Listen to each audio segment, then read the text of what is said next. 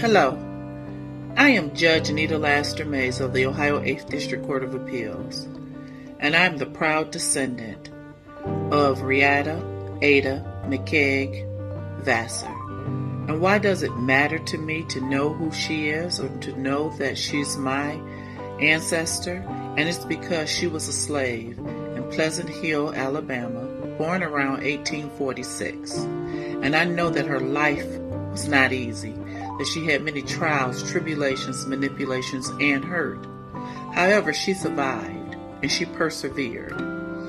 And in doing that, she allowed me to be here. And I am so elated to stand tall and to call her name, Riata Ada McCaig Vassar, my great-great-grandmother. Knowing that my ancestor, Miles Lassiter, who was born enslaved in 1777 in what is now Randolph County, North Carolina, became a free man, a landowner, a farmer, and a Quaker before he died in 1850, gives me both roots and shoulders to stand on, which is why I sought to honor his name through my membership in the Sons and Daughters of the United States Middle Passage. Thus, his name will be honored there for generations to come, and his legacy can shine not just for my family, but for the world. My honored ancestor's name is Lucinda Bynum, and I am so proud to be a descendant of her and all my enslaved ancestors because what they did in surviving the horrors of slavery, they did that so that I could be alive. So I just want to honor them and tell their stories to make sure that they're never forgotten. And who are we as people if we don't know who came before us? So for me personally, knowing that I came from such strength just makes me feel so much better as a person. It just makes me feel like I can do anything. And I'm just really proud, and also to know that every time I look in the mirror, I'm just reminded that I come from some of the strongest people that ever walked this planet. It just makes me feel really grateful. So I'm a very, very proud descendant. Bernice Alexander Bennett, and my ancestor is Andrew Kemp. Andrew is my great-great-grandfather, and he was born around 1830 in Edgeville, South Carolina. His parents were Sam and Patience, and they were all enslaved by Wiley Kemp. I learned about this enslavement when I began to trace my grandmother's family history. I joined the Sons and Daughters of the U.S. Middle Passage to honor my ancestor Andrew Kemp. He, along with others, were enslaved in this community, but he was strong and he survived. I found my ancestor as a juror in 1878. He was even a part of the militia in 1868. But to become a part of the Sons and Daughters of the U.S. Middle Passage is definitely a way that I have chosen to honor his existence and to recognize the importance of a lineage society. Hi everyone, my name is Pat McDowell, and I'm here to talk about my third great-grandmother and honored ancestor, Patsy Anderson. I was able to find her in two places initially.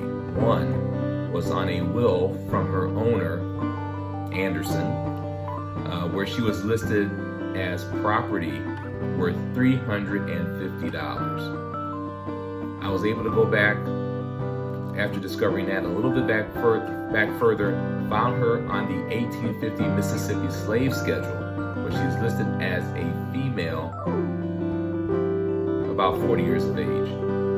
The fact that I was able to find her at all allowed me to give her a name, give her the honor, give her the respect that she deserves.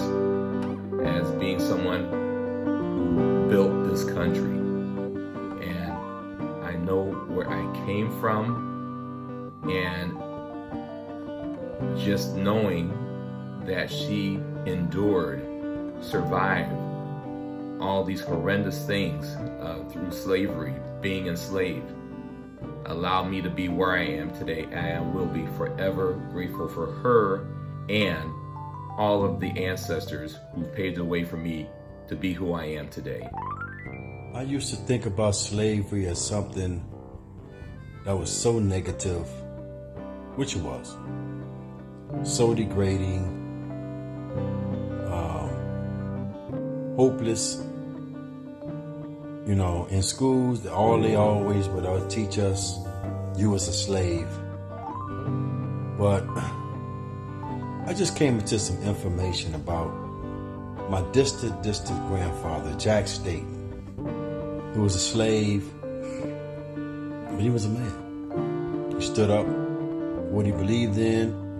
People loved him, people respected him. And because we don't get into the details of this physical Holocaust, we don't understand and we can't grasp